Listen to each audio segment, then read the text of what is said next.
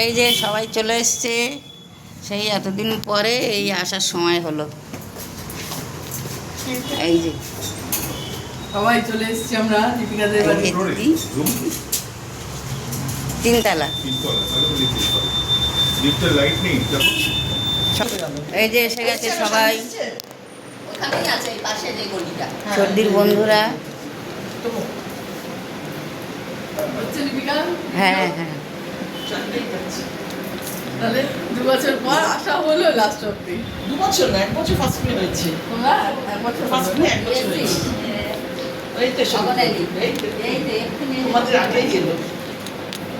এক্ষুনি এলো, এক্ষুনি।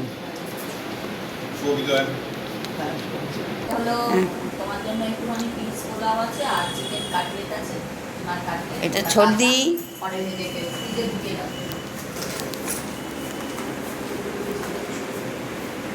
সবাইকে আলাপ করাও। এই দিদির মেয়ের বিয়ে, এটা মেয়ে নিশা, এটা মেয়ের বাবা, এইটা আমাদের দিদি, মেয়ের আরেক মা, কোচির মা।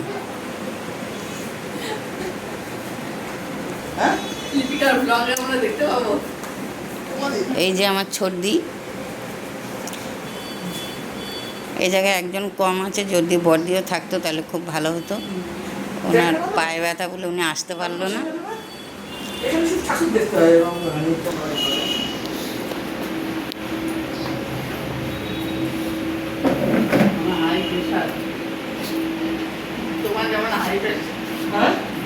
তোমার হাই প্রেশার, আমার আমি আর এই বাড়ি থেকে একটা এসি কিনবো, দুটো আনে, ডাইনিং টেবিল পুরোটা আর আমার দরকার নেই।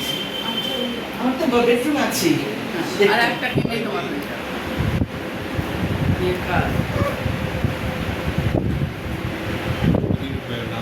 আরে রঞ্জনাথ যে লিখেছো, এবার তো দিদির নাম লিখো রাজশ্রী। দুটো দিদি দেখো না, তাহলে দিদি লিখো, সবাই তো দিদি দিয়ে দিয়েছিল না।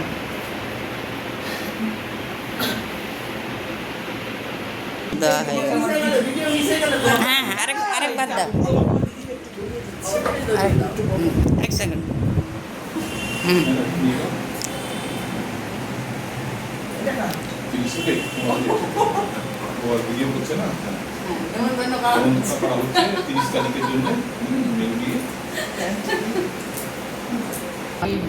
দিদির কাছে কাজ নিয়ে যাচ্ছি, ঠিক আছে? দুই মনে তাহলেও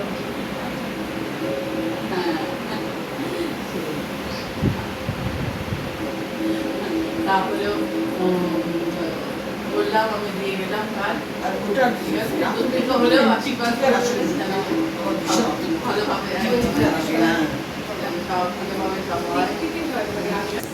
সবাই এবার খাচ্ছে, দেখো। খুব ভালো রান্না দীপিকা।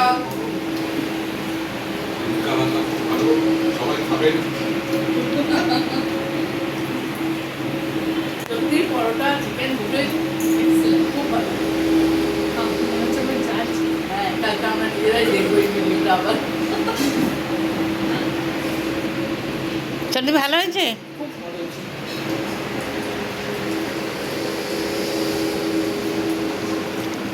তো এই যে সবাই চলে যাচ্ছে, মনটা খুব খারাপ, সবাই চলে যাচ্ছে। যদি ওকে পাওয়া যায় তার সাথে কথা বলে দেখি। এই সবাই চলে যাচ্ছে।